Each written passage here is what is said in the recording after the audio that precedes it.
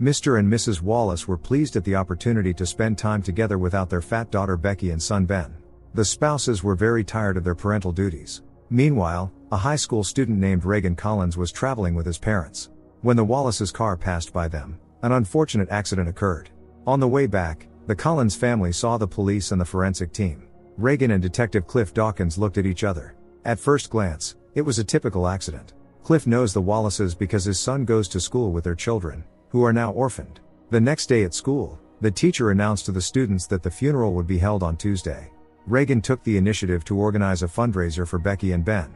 Some students deemed it pointless because Becky and Ben inherited a large house and a lot of money from their wealthy parents. However, the beautiful girl Mary Alice Walker supported this initiative. At the funeral, Ben and his sister Becky cried and looked inconsolable. Reagan was there to support them. Later, the detective approached them and expressed his condolences. The teenagers thanked him. Cliff didn't know that Ben, Becky and even Reagan had something to hide. Often Reagan, being an exemplary student, does his homework at a cafe and observes people. Many parents do not treat their children very well, and this upsets the guy. Reagan is the only child in the family. He told his parents that Ben recently turned 18, so he will become Becky's guardian. When Reagan asked his parents for permission to go to the party, they easily allowed him. They had no reason not to trust their son. The party was held at Tom Molnick's house. By the way, his father was also present, having fun along with the teenagers and flirting with Mary Alice. However, the girl was only interested in Reagan, who by the way was not a fan of parties. Reagan refused to dance, and Mary Alice left with Kenny Dawkins, the detective's son. The party was in full swing. Mr. Molnick bothered the teenagers who clearly were not thrilled with his company. When most of the guests had left, Mr. Molnick, relaxing in the hot tub, asked for a drink to be brought to him. And within a minute, someone handed him a bottle. Only Reagan and Tom remained in the house. Reagan asked his friend for a ride. In the morning, Detective Dawkins and his assistant Sam Pickett arrived at the scene. Tom looked shattered. The guy told the police that his father was on medication for kidney failure, so he was not allowed to drink alcohol. The incident seemed like a mundane accident, but everyone who was at the party last night was still summoned for questioning at the police station. Many videos from that party were leaked on the internet. The police had no doubts that Mr. Molnick was heavily intoxicated that night. The detectives and school teachers praised Reagan, who organized a charity collection for his friends. Except no one knows that initially Reagan conspired with Tom, who couldn't stand his father. Now Tom will inherit and receive insurance payouts, while Reagan will get a cut for getting rid of Mr. Molnick without a trace. Some teenagers work in fast food, but Reagan took a different path. In the school, there are 2,000 students, and among them, there are surely dozens who hate their parents. Mary Alice complains to her friend Amy about the stepmother, who has caused her admission to college to be in question. Ben doesn't look like a grieving son who recently lost his parents at all.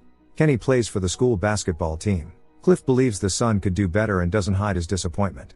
Ben is part of the cheerleading squad. Mary Alice was one of the best. Reagan was approached by a gloomy girl named Sydney Vaughn, who wants to get rid of her hippie parents. Some time ago, Gary and Betty wrote a book that became a bestseller. Now they live for their own pleasure, which pisses their daughter off. Reagan agreed to help Sydney. Cliff began to suspect something, and in the evening he shared the concerns with his wife Connie. Reagan was familiar with all the teenagers whose parents tragically perished. Besides, the fact that the boy at 17 didn't have a cell phone seemed strange. Connie thought her husband was just overworked and looking for cause and effect connections where there were none. Reagan started researching information about poisonous mushrooms, knowing that Sydney's parents often go into the woods and are interested in foraging. At night, Reagan went to their house and swapped the mushrooms in the fridge. The next morning, Cliff heard in the news about the demise of Gary and Betty Vaughn, who were poisoned with pale grebes. Their daughter Sydney apparently wasn't too upset. Cliff's suspicions about Reagan only intensified. Being an excellent student, Reagan was worried about getting a B on his chemistry test instead of an A. He stayed after school to prove his knowledge to the teacher. In the end she agreed to revise his grade. Mary Alice decided to walk Reagan home without asking his opinion. The girl knows for sure that this guy is different from everyone else, and she's attracted to it. Mary Alice complained about her stepmother Heather, who spends all the money on herself. This puts Mary Alice's college education in jeopardy. Reagan advised the girl to agree with her stepmother and father on everything to lull their vigilance. This way she can do whatever she wants. The teenagers didn't know that Detective Cliff Dawkins was spying on them. That same day, he visited the Collins house to ask the guy a few questions. When Reagan went to the bathroom, Cliff saw a book about mushrooms on the table. The guy avoided giving direct answers to the questions, but the detective was convinced that Reagan was guilty, so without a warrant and parental consent, he took him to the police station. Cliff's colleagues thought he had gone mad. Chief Jane Brooks, who knows the Collins family well, immediately called Reagan's mother and ordered Cliff to stop this madness. Of course, like the others, she didn't believe in the theory of the young serial criminal. At Chief Brooks's orders, Cliff had to take Reagan home. Before leaving, the guy extended his hand for a handshake, but Cliff didn't respond in kind. At home to relieve stress, Cliff was going to eat a large portion of chicken wings alone. His wife joked about it. Meanwhile, Kenny and his friend were playing basketball in the yard. Cliff decided to join them, criticizing the son's sports skills. At one point, Cliff casually asked the teenagers if they knew Reagan Collins. The guys replied that they didn't talk to this nerd. Annoyed, Cliff told his son to go home right now and do his homework. All night Cliff couldn't sleep, and in the morning he asked his colleague Ronnie to grant him access to Reagan's internet searches. Of course Cliff was denied. While jogging at the school stadium, a guy named Grant Hall approached Reagan. However, Reagan said they shouldn't discuss anything right now. Late in the evening, Mary Alice asked Reagan for a meeting. Cliff Dawkins was eavesdropping and photographing them. The detective is sure that Mary Alice incited Reagan to commit another crime, but he doesn't have direct evidence yet. Nevertheless, Cliff was not going to back down. At another teenage party, Mary Alice was bored and wanted to leave, but her best friend Amy was busy with her boyfriend. Finally, Reagan and Grant Hall met in a secluded place and talked. Grant said that since his mother's new boyfriend Hector started living with them, life has become unbearable. In a year, Grant will go to college, but he worries about his 7-year-old sister. Reagan assured the guy that his problem is solvable. However, Grant doesn't have much money, but Reagan said they'll figure something out later. Noticing Mary Alice drunk in the park in the middle of the night, Reagan advised her not to drive in such a state. The girl wanted to kiss him, but Reagan clearly wasn't up for it and suggested they take a walk instead. Like a true gentleman, Reagan escorted Mary Alice home. Heather called the stepdaughter irresponsible, and in response Mary Alice insulted her.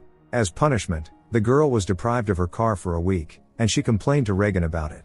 Suddenly they were interrupted by Ben and Becky, who were clearly unhappy about something. They wanted to have a serious talk with Reagan. The guy made it clear that now is not the time or place for this. Cliff began to suspect that the demise of the Wallace couple were not accidental. It also turned out that Reagan is not registered on any social media, and his internet activity is zero. Ronnie still doesn't believe that an honor student can be a serial criminal. Meanwhile, the guy was watching Grant's mother, who constantly insults her daughter. Reagan developed a plan and the next day met with disgruntled Ben and Becky, who declared that they no longer intend to pay him. Previously, the teenagers found their lives with the parents unbearable, but that doesn't mean they're ready to pay Reagan forever, so they threatened to turn him over to the police. However, the brother and sister didn't know that Reagan was recording all their conversations on a dictaphone, so he has 100% evidence of their involvement. Right now Reagan just wants to get a share of the insurance payouts, and after that, they can part ways forever. That's the deal they agreed on. But the company had no idea that the detective was spying on them. On the street, Cliff approached Reagan and hinted that he knew the truth. However, the guy pretended to be foolish, openly mocking the detective. Cliff listened to the recordings on Reagan's player but didn't find any compromising material. Reagan's father is very proud of him, and the mother is glad that their son has made a girlfriend, although Reagan hasn't asked Mary Alice out yet. To impress Reagan, Mary Alice stopped going to parties and started getting into reading. At the library, when the girl was picking out a book about trees for Reagan, the detective approached her, but she didn't tell him anything new. However, Cliff paid attention to the book. At home, the father asked Reagan if he had already found a part-time job for the summer. The guy joked that he would start his own business. At night, Reagan climbed the tree near the Hall's house and threw a tennis ball at their car, triggering the alarm. After that, the guy drilled a hole in the tree. Cliff continues to surveil the teenagers at school. Reagan and Mary Alice agreed to meet in the park after classes. Suddenly joyful Grant approached them and hugged Reagan, who then clearly became nervous. They shouldn't communicate in public. During the day, Cliff spied on Mary Alice and Reagan in the park and twisted his ankle. He overheard the girl complaining about her stepmother. The teenagers arranged something for Saturday. Cliff was sure he had caught Reagan, which he immediately reported to his colleagues. As evidence, he provided a recording where the teenagers were planning to get rid of Mary Alice's stepmother and father to relax. This made the police doubt. Perhaps all this time Cliff was right.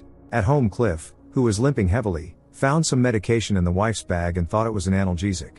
Despite his twisted ankle, Cliff participated in the raid on Reagan and his accomplice, leading the whole operation. However, in the forest, they caught Mary Alice and Reagan's family taking pictures for an album. It seems when the teenagers talked about getting rid of, they meant it in a figurative sense.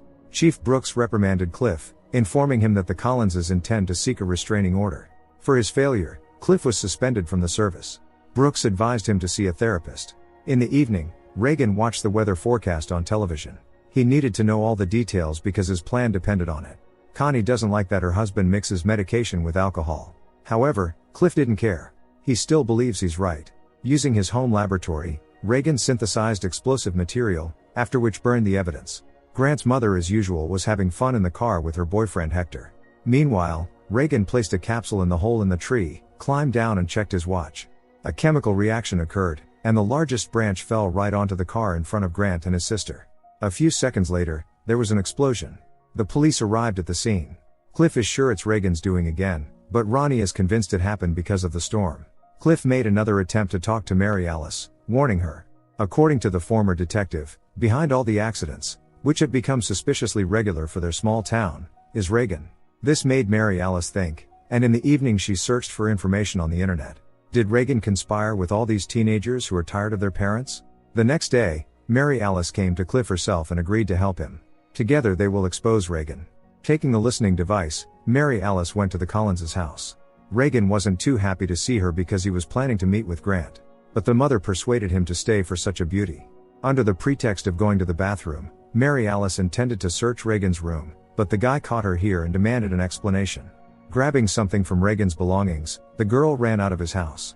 Reagan realized that Mary Alice now has dirt on him. Meanwhile, Cliff picked up the girl who was running along the road.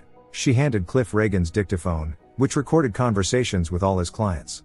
Cliff was planning to go back to the Collinses' house immediately, but frightened Mary Alice didn't want to be involved and asked to be dropped off from the car. Despite the court order, Cliff broke into the Collinses' house and threatened Reagan with a gun until the police arrived. Reagan no longer hides who he really is. Moreover, the guy is convinced that he did a noble deed by freeing all those teenagers from their selfish parents. When Ronnie, Chief Brooks and the others arrived, they thought Cliff was not himself because of medication and alcohol. They tried to convince Cliff to let Reagan go. When the former detective didn't comply, Sam fired a shot, injuring Cliff. A funeral for Cliff, who allegedly abused various medications, was held shortly afterward. His colleagues and family are deeply grieving. Reagan also attended. Kenny pretended to want to hit Reagan, but it was just to divert attention. In reality, the guys had conspired earlier because Kenny really wanted to get rid of his father. Whether Connie helped them with this is another question. Mary Alice also participated in their plan. The teenagers intentionally arranged for Cliff to be in Reagan's house. Mary Alice turned out to be a good actress. By the way, the police got their hands on the wrong dictaphone. The teenagers took care of that. In the final scene, we see Reagan inviting Mary Alice on a date. Don't forget to subscribe to our channel not to miss more exciting new products. Also, the authors will be pleased if you leave your opinion in the comments.